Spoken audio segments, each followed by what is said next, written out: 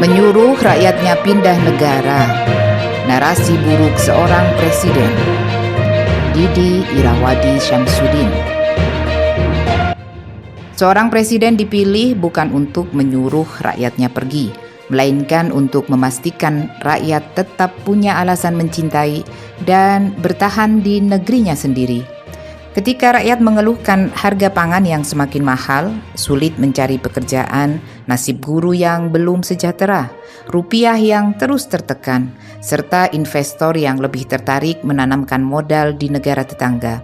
Tugas presiden bukan membalas dengan sindiran. Presiden harus menjawab dengan kebijakan, sebab istana bukan panggung untuk adu nyinyir.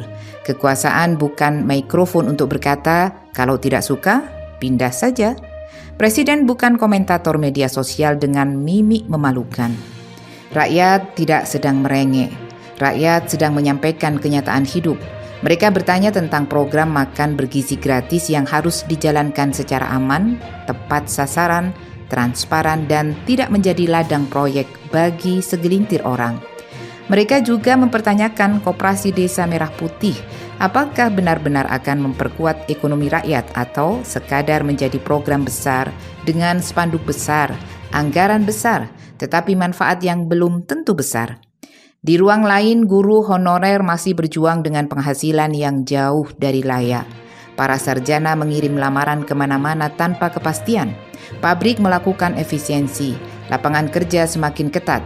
Sementara sebagian investor memilih negara tetangga yang menawarkan kepastian hukum, birokrasi yang lebih sederhana, dan iklim usaha yang lebih meyakinkan. Dalam keadaan seperti itu, rakyat membutuhkan pemimpin yang mendengar, bukan pemimpin yang mudah tersinggung. Kritik rakyat bukan tiket keberangkatan ke luar negeri. Kritik adalah alarm agar pemerintah tidak terus tertidur dalam kenyamanan kekuasaan. Presiden seharusnya memanggil para menteri dan bertanya, mengapa harga pangan masih mahal? Mengapa rupiah terus tertekan? Mengapa penciptaan lapangan kerja belum sebanding dengan jumlah pencari kerja? Mengapa kesejahteraan guru masih tertinggal? Mengapa investor lebih percaya kepada negara tetangga? Itulah pertanyaan seorang kepala negara, bukan menyuruh rakyat mengepak koper. Solusinya jelas, stabilkan harga pangan melalui pembenahan rantai distribusi dan pemberantasan mafia pangan.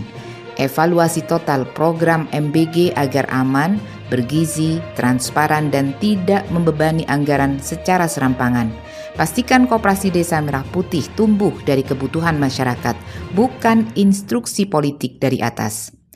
Pemerintah juga harus memperbaiki kepastian hukum, menyederhanakan perizinan, menjaga stabilitas ekonomi, mengurangi pemborosan anggaran, dan menciptakan iklim investasi yang sehat. Kesejahteraan guru harus menjadi prioritas nyata, bukan sekadar bahan pidato tahunan. Pendidikan vokasi dan penciptaan lapangan kerja harus disesuaikan dengan kebutuhan industri, bukan hanya menghasilkan ijazah dan pengangguran baru. Rakyat tidak membutuhkan presiden yang pandai menyindir. Rakyat membutuhkan presiden yang mampu menyelesaikan masalah. Jangan menyuruh warga pindah negara. Perbaikilah negaranya agar tak seorang pun merasa perlu meninggalkannya.